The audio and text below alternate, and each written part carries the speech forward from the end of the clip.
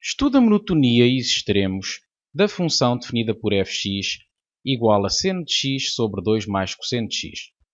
No conjunto 0 a 2π. Portanto, no intervalo 0 a 2π, que é o domínio que vamos considerar desta função. Para fazermos o estudo da monotonia de uma função, em particular desta, regra geral, é habitual começar por calcular a derivada, depois de atender ao seu domínio, que é de 0 a mais infinito. Vamos derivar, estudar, determinar os seus zeros e estudar o seu sinal através de uma tabela. Vamos então derivar a função f.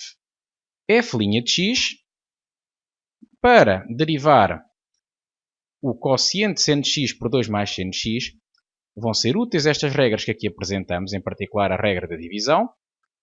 Depois, a derivada de seno de f fica f' cosseno de f e a derivada de cosseno de f fica menos f' seno de f. Há mais uma série de regras que vão ser úteis, tais como a derivada da soma é a soma das derivadas, a derivada de uma constante vx fica a constante e de uma constante fica 0. Vamos então fazer a derivada do numerador. A derivada do seno de x fica simplesmente cosseno de x, vezes o denominador intacto, menos o numerador intacto, vezes a derivada do denominador. E a derivada de 2 mais cosseno de x é a derivada de 2, que é 0, mais a derivada de cosseno de x, que de acordo com esta regra fica menos seno de x, sobre o denominador ao quadrado. Resta-nos agora, que já está a derivada feita, simplificá-la. Multiplicando cosseno de x por 2 fica 2 cosseno de x, multiplicando cosseno de x por cosseno de x fica cosseno ao quadrado de x. Neste caso, menos seno de x vezes menos seno de x fica seno ao quadrado de x.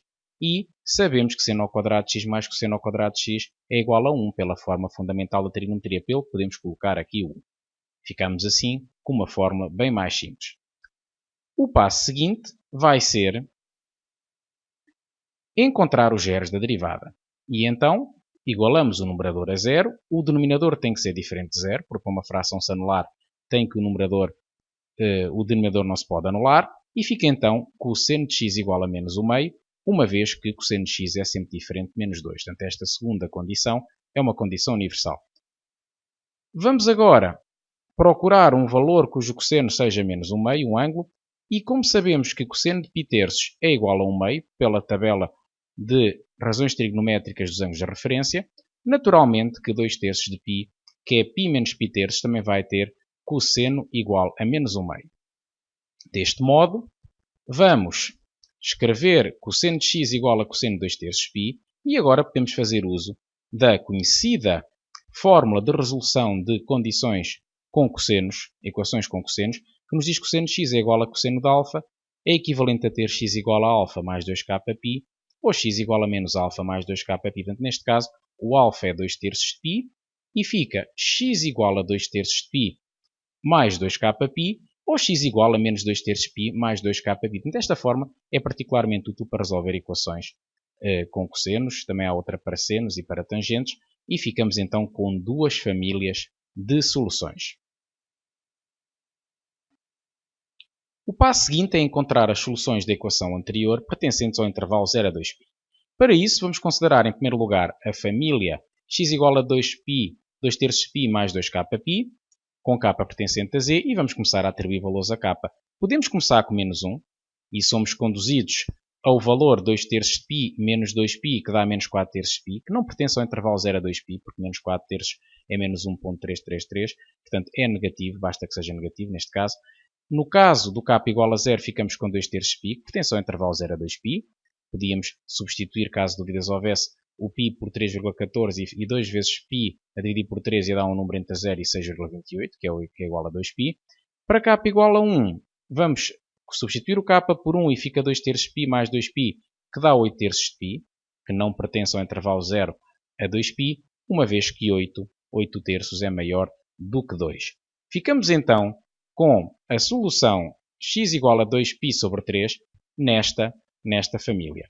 Vamos agora para a outra família.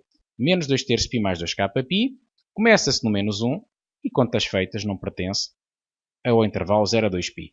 Avançamos para o 0 e observamos que, ao substituir aqui o k por 0, também não vai pertencer.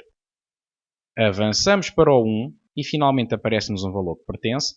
E, quando avançamos para o 2, voltamos a ter um que não pertence. Portanto, a nossa ideia é sempre começar com um valor que não pertence e acabar com um que não pertença. Pelo meio vão estar os valores que nos interessam.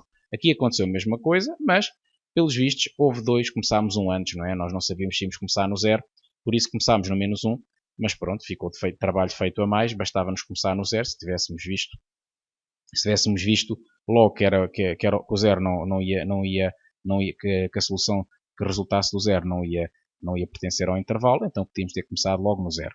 E ficamos então com duas soluções. A solução 2 terços de π e 4 terços de π são os zeros da derivada. Cá temos então f'x igual a 0 e x pertencente 0 a 2π é equivalente a ter x igual a 2 terços de π ou 4 terços de π. Vamos agora estudar na tabela que se segue o sinal da derivada e da monotonia de f. Temos então, em primeiro lugar, a expressão do numerador da derivada. 2 cosseno de x mais 1, está aqui o seu gráfico ao lado, 2 cosseno de x mais 1.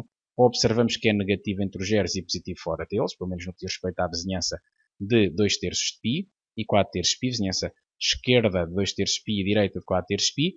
Ficamos então com este sinal preenchido, anula-se como vimos no 0 e no 4 terços de π. No caso, o denominador, estando ao quadrado, é sempre positivo ou nulo. Neste caso, 2 mais cosseno de x é sempre maior do que 0. Uma vez cosseno de x estando entre -1 e 1, 2 mais cosseno de x vai estar entre 1 e 3. Portanto, vai ser sempre positivo. Por esse motivo, a derivada toma o sinal do numerador. Portanto, mais com mais dá mais, 0 com mais dá 0, menos com mais dá menos, 0 com mais dá 0, mais a dividir por mais dá mais. E ficamos então com a conclusão que a função cresce no intervalo 0 a 2 terços de π, decresce onde a derivada é negativa, portanto 2 terços de π a 4 terços de π, e volta a crescer de 4 terços de π a 2π. Note-se, no entanto, que este processo de ver o sinal pelo gráfico é um processo que recorre sempre a um traçador de gráficos, pode recorrer a uma calculadora gráfica, pelo que, para ser feito o estudo do sinal de forma analítica, totalmente analítica, nós podemos recorrer, consideremos a função gx igual a 2 cosseno de x mais 1, portanto que é a função em que estamos aqui a falar do sinal, e portanto vamos calcular as imagens entre os zeros, ou, por exemplo, num sítio onde se saiba que não há mais zeros. Portanto, no caso do g de 0, se estudarmos o sinal à esquerda de 2 terços de π, ora, note-se que o sinal que tiver vai ser o sinal da função até ao próximo zero. Ou seja, se a função não tem, como vimos, calculamos os zeros todos, e se ela não tem zeros antes do zero, então vai ter o sinal da imagem de 0. Como a imagem de 0 dá 3, eu posso assegurar que a função é positiva no intervalo 0 a 2 terços de π.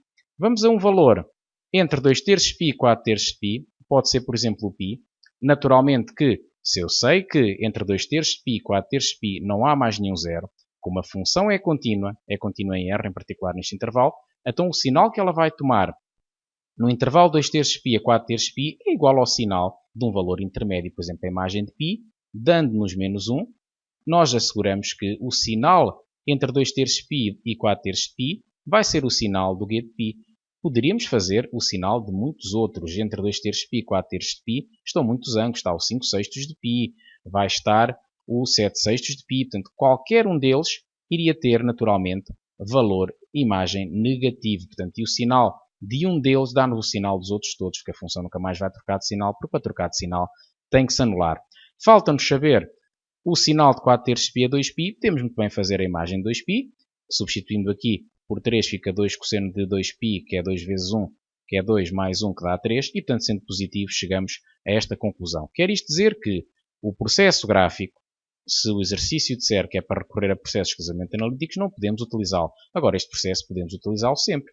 As imagens destes pontos são fáceis de calcular. Por exemplo, o g de π é 2 cosseno de π. O cosseno de π tem que se saber que é -1. E, portanto, vai ficar 2 vezes -1 mais 1, que vai ser igual a -1. E os outros também são simples de calcular. Vamos então escrever as conclusões. Portanto, vamos ter que os dados da tabela concluímos que f é crescente de 0 a 2 terços de π, é o que vimos aqui, e em 4 terços de π a 2π, e será decrescente no intervalo de 2 terços de π a 4 terços de π. Relativamente aos extremos, podemos concluir que 2 terços de π e 2π são pontos de máximo. De facto, nós aqui observamos um máximo no ponto da abscissa 2 terços de π, mas também observamos aqui um máximo que é o f de 2π.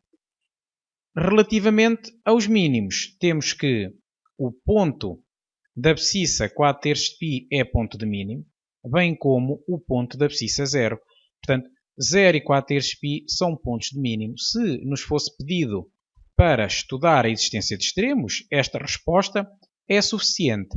Se fosse pedido, para além disso, que se calculassem esses extremos, nós teríamos ainda que ter o cuidado de fazer a imagem destes 4 pontos. Fazíamos o f de 2π sobre 3, o f de 2π, o mesmo para o f de 0 e o f de 4/3 de π, e então diríamos que seriam máximos relativos e mínimos relativos. Aqui ninguém está a pedir os extremos absolutos. Se o pedissem, também facilmente se concluía. Entre estes dois, o que fosse maior era o máximo absoluto. Entre estes dois, o que fosse mais pequeno seria o mínimo absoluto. E, portanto, está este exercício bastante completo do estudo de monotonia de funções trigonométricas. Está totalmente resolvido. Até à próxima.